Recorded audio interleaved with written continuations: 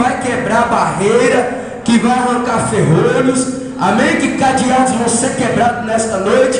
Feche o corredor aqui, em nome de Jesus, irmão. Vamos fazer aquela oração. Eu creio que Deus já está aqui no altar. Aqui já tem fogo, aqui no altar. Aí embaixo já tem fogo aí. Amém? Abre tua boca aí. Amém? Porque Jesus colocou poder.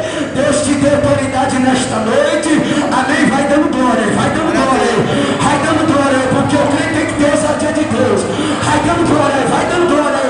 Senhor Deus e meu Pai, nesta noite, Espírito Santo de Deus, olha a tua igreja, meu Deus, olha a tua igreja, Espírito Santo de Deus está te clamando, meu Deus, oração da fé, meu Deus, que vai quebrando nesta noite, meu Deus, todo impedimento, Senhor, meu Deus, os demônios não aguentam, meu Deus, tudo que vem sobre a tua igreja, meu Deus, esta noite venha ser quebrado, meu Deus, sobre o altar nós lançamos, meu Deus, uma palavra de autoridade. Ah, papai, meu Deus, crente, batizado com o Espírito Santo, meu Deus. Aí renovando ele agora, Senhor. Renova, Senhor, esta noite. Meu Deus, coloca tuas mãos poderosas aí, Deus. Aí visitando a tua casa. Meu Deus, a oração do crente, meu Deus. Deus, visita a casa do teu filho. Meu Deus, visita, Pai.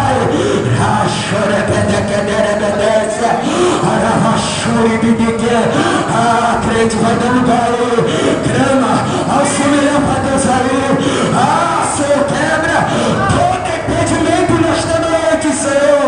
Meu Deus, vai quebrando toda barreira. Meu Deus, o culto, Senhor. Meu Deus, está no teu controle. Meu Deus, essa vida está no teu controle. Esse altar está em seu controle.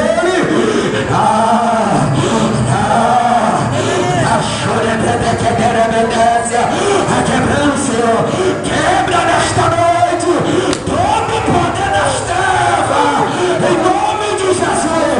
Rota a mão do teu irmão. Solta a mão do teu irmão aí. Comigo, irmão. Quando nós falamos, lança a mão para fora.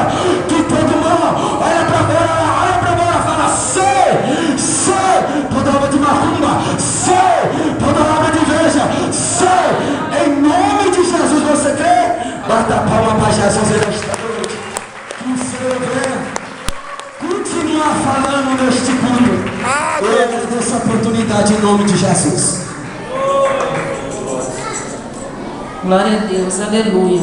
Nessa noite eu gostaria de estar dando oportunidade para o evangelista Anderson, está fazendo oração pelos dízimos e as ofertas.